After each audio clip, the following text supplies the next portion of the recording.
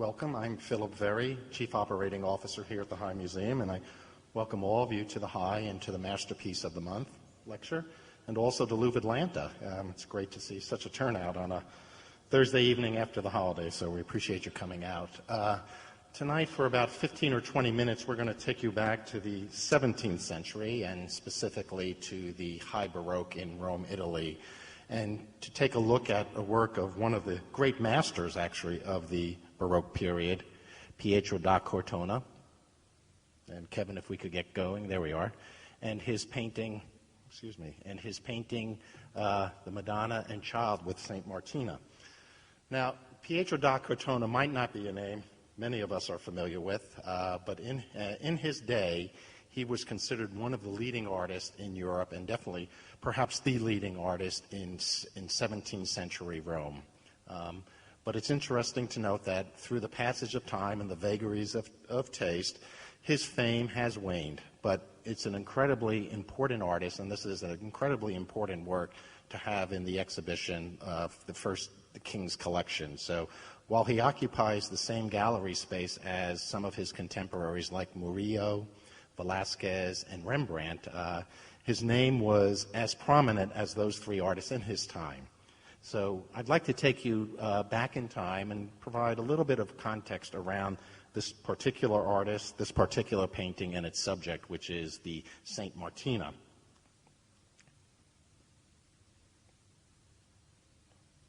It's also worth noting now that canvases like this, portable canvases by the artist, are very rare. In fact, most of his work in his lifetime were either frescoes, of some of which we'll see in a moment, architecture, as well as site-specific works for altars or for patrons. So to have a canvas available that's available to travel is almost truly unique. And that's the man himself, Pietro da Cortona, born Pietro Berrettini in Cortona, Italy. And let me just flash forward quickly through our map and give you a sense of where Cortona is in the Tuscan village. Da Cortona was born in 1596 to a family of stonemasons, and early on he was apprenticed to an insignificant Florentine painter in Cortona. In 1612, he packed his bags and traveled to Rome. And if you were a young aspiring artist in the early part of the 17th century, Rome was the destination. Not Florence, not Venice, but Rome, for a couple of reasons. Rome was still enjoying the cultural momentum of the High Renaissance, probably embodied most significantly by the Sistine Chapel of Michelangelo. But also, it was a very active city in terms of artistic patronage. And a lot of that had to do with the Counter-Reformation movement by the Vatican.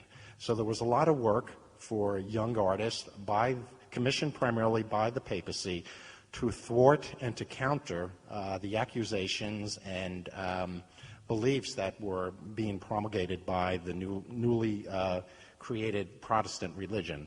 So early on in the 1620s, as da Cortona started to get his base of support in Rome, he surrounded himself with key collectors, with critics, as well as patrons. And two of the most important patrons in the early part of his career were Marcello Sacchetti, and probably most importantly, the Cardinal Francesco Barberini, who was the young nephew of then Pope Urban VIII. So if you had access to Cardinal Barberini, you had access to Urban VIII, and through Urban VIII, significant commissions on behalf of the papacy.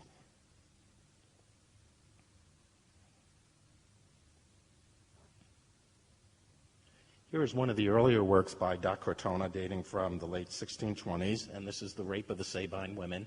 And again, this was commissioned originally by Marcello Sacchetti, and it starts to give you a sense of his mature style, dramatic, ambitious, theatrical. And perhaps his most major commission of the 1630s, and what was called the major commission, in fact, of the entire decade, was this very ambitious, extensive fresco program called the Triumph of the Barberini, dating 1633 to 1639 in the Palazzo Barberini. And truly, this fresco is to the High Baroque what the Sistine Chapel was to the High Renaissance. And in fact, critics and writers of the day compared Michelangelo and da Cortona on a regular basis, based on this magnificent fresco alone. And it again shows the highlights of da Cortona's style, the highlights of the Baroque period in Rome in terms of its drama, in terms of its illusionism, in terms of its luxury. And here's a detail of the fresco as well. And this is still actually available for viewing on scheduled days in Rome.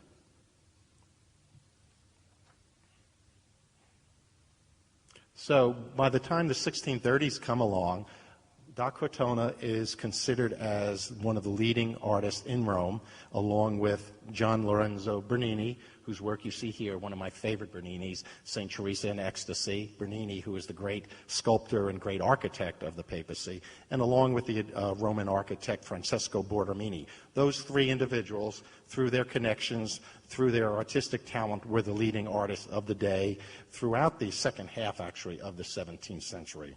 And no major work in Rome was undertaken without one or all of their participation. They were colleagues, but perhaps more importantly, they were competitors. So now we get to Saint Martina, and this is the Church of Saint Martina, which is situated right in the Roman Forum.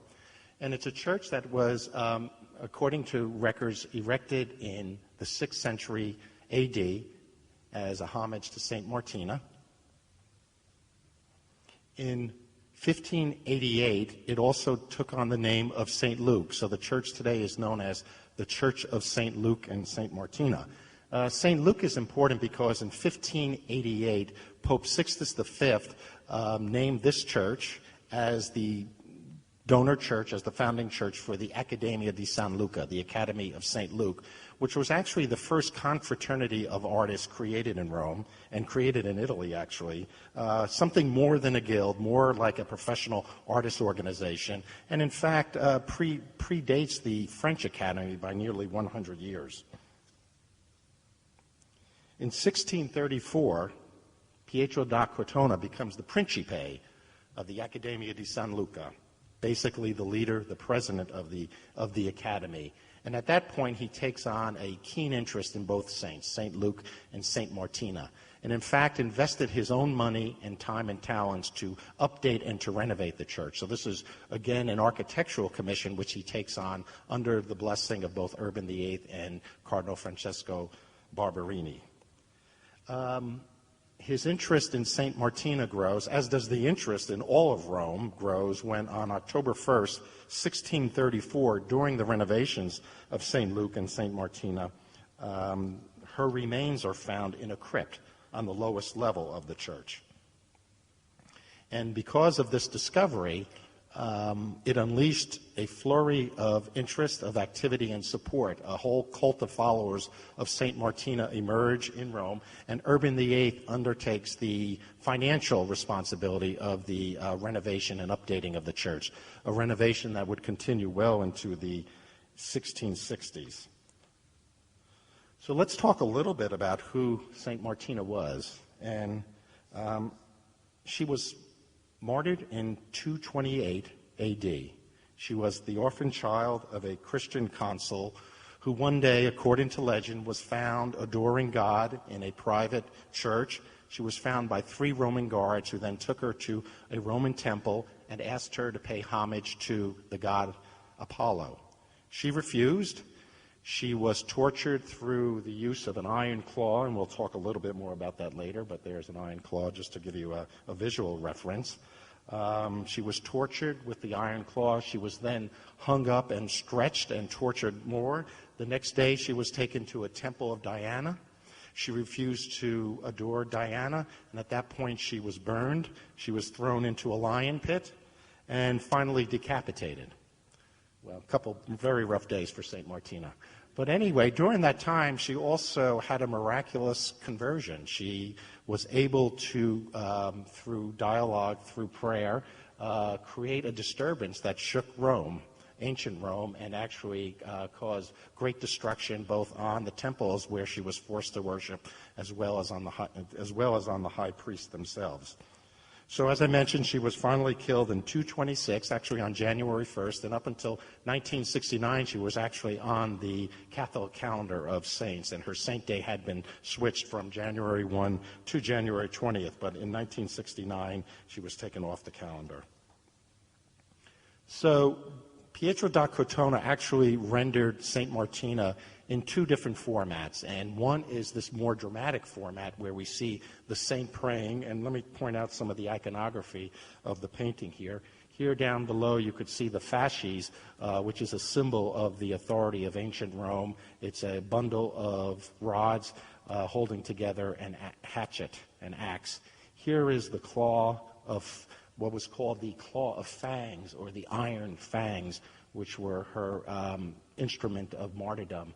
What's happening here is that she's, through her prayer and through the intercession of the divine, lightning occurs, there's a great earthquake according to legend, and in fact the pyre which was used to burn her is falling over and scaring the bejesus out of the high priestess of the temple as well as his assistants. So we have a new set of visuals, a new set of images for Saint Martina. And what we also have, we not only have the personal interest of Pietro da Cortona, but we also have the Counter-Reformation, which is supporting the promulgation of the cult and the images behind Saint Martina. So we have to remember, again, that the Vatican spent incredible amount of money and time thwarting the efforts of the burgeoning Protestant movement. And to many of the religious leaders at the time, confirming the existence and validation of the early martyrs of the early Christian period were important steps in thwarting the Protestant movement, because Protestant doctrine questioned the actual lives, the actual existence of those early saints. So a lot of research went into these early saints. There were a lot of discoveries, as one might imagine. Saint Cecilia, Saint Susanna, Saint Bibiana, for example, were some of these early Roman martyrs who were really celebrated through painting and through architecture in the same time as Saint Martina is being celebrated by da Cortona. Whoops, excuse me. So another image here of the same format here in the Pitti Palace in Florence is again Saint Martina, again looking heavenward, while her oppressors are being threatened by lightning and earthquake. And here's a wonderful, wonderful detail of the statue of Diana being crushed underneath her foot. So again, it's the intervention of the divine which supports Saint Martina and which ultimately grants her martyrdom.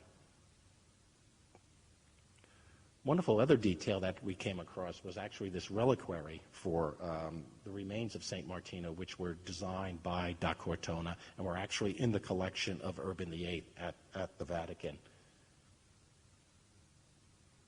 And here's our painting again. And this is the other format that da Cortona used to present Saint Martina. And it's basically what is known as a mystical conversation. That is a conversation between a saint and usually the Virgin and the child Jesus. And we see this quite a bit in the Renaissance, specifically the Florentine Renaissance and Venetian Renaissance examples. So da Cortona borrows that format from the Renaissance period and introduces it in 17th century Rome. And let's talk a little bit about iconography. There, of course, is the Madonna and Child. There is Saint Martina. Here is her instrument of martyrdom, the iron fangs, the claw of iron. And here are handed over to her by the baby Jesus are both the lily, which is a symbol of virginity, of innocence, and also palms, which is the symbol of martyrdom. And over his lifetime, just through the research we've been doing over the past several months, is that da Cortona probably rendered Saint Martina dozens and dozens of times. There was no shortage of commissions, primarily in Rome, but also in Florence, also in Siena, and in fact some in Venice as well. So he worked this subject matter to his great advantage over the course of his life. Most of the works that I've been showing you, which render Saint Martina, date anywhere from post-1634, when her remains were found, up to his death in 1669. Here's another example in the Kimball Museum. Again, the three, the Virgin, the Child, and Saint Martina, again exchanging the palm. There's the claw of iron. Fangs of Iron. Another work here in the Musée Ingres in Montauban, France. Again, this is probably a little bit later, giving the looser style, the more expressionist style. And again, palm, iron fangs, and lily. And then finally, this much later work, Whereabouts Unknown, just it's much darker probably because of the reproduction, but it's also much more expressionistic, much more, I would say, powerful in his own quiet way. Whereabouts Unknown, as I mentioned. So there was no shortage of these mystical conversations with the subject matter of the Madonna, Baby Jesus, and Saint Martina throughout Italy and, in fact, throughout Europe.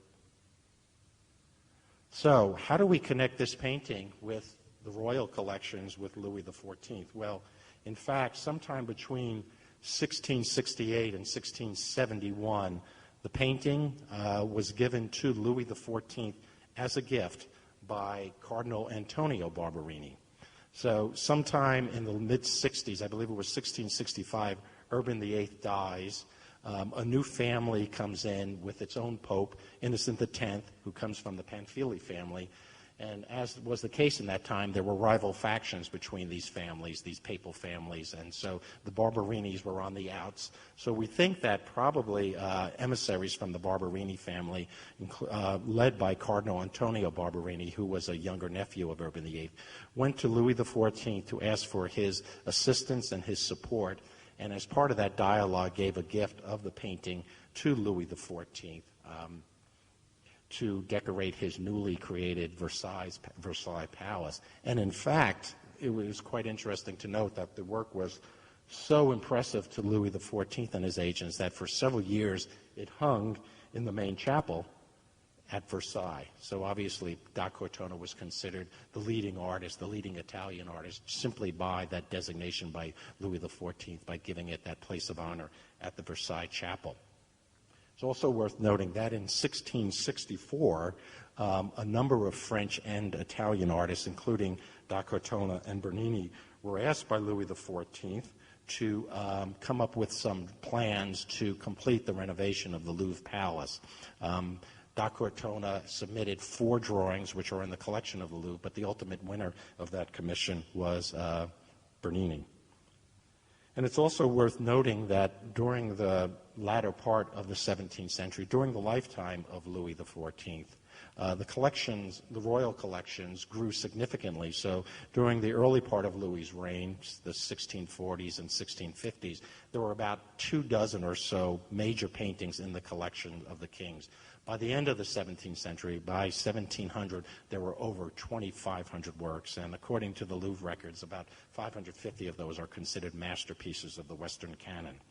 So included in that are actually 7 works by da Cortona, which entered the Louvre's collection during the last 50 years of the 17th century. And in fact, also, the Barberinis were not done donating works of art to Louis XIV. There are 2 major busts by Bernini, which were donated to Louis XIV in the 1670s, including a magnificent bust of Urban VIII. So that's basically the story of Pietro da Cortona and Saint Martina. It's a very unique work, a very important work, a work that you wouldn't necessarily see in the United States. So I hope you take advantage of looking at it much more closely and enjoying it along with its companions in the Anne Cox Chambers wing. I do want to close tonight's lecture with a reminder that these are the closing weeks of the first iteration of Louvre Atlanta. Come Sunday, January 28th, this magnificent portrait, Baldassare Castiglione by Raphael, and the King's Drawing Show will close, and those works will go back to France. So we have a couple more weeks to enjoy the presence here in Atlanta. And I also want to make sure that you're aware of a lecture both next Thursday night, January 11th at 7:30, and that lecture will be repeated on Saturday, January 13th at 2 o'clock. And Professor Gary Ratke, who's one of the leading Renaissance scholars and a consulting curator here at the High Museum, will give a talk on Baldassare Castiglione, his portrait by Raphael, and the world in which they lived. So that's next Thursday at 7:30 and the following Saturday at 2 o'clock. And then for the closing weekend of January 25th through January 28th, we will say goodbye to Raphael and the Royal Drawing Collections through a variety of programs, lectures, and special events here at the High. So enjoy your visit to the galleries tonight, and thank you so much for coming.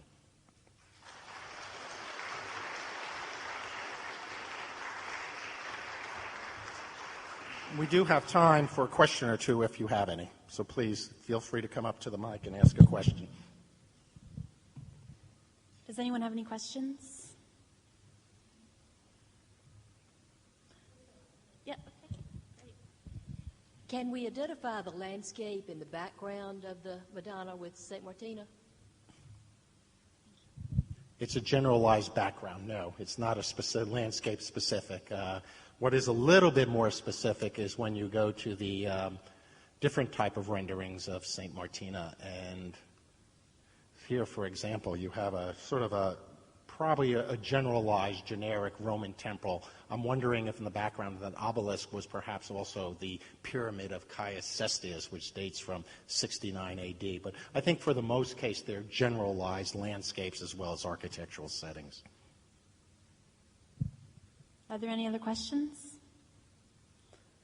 Okay, thank you for coming to Masterpiece of the Month.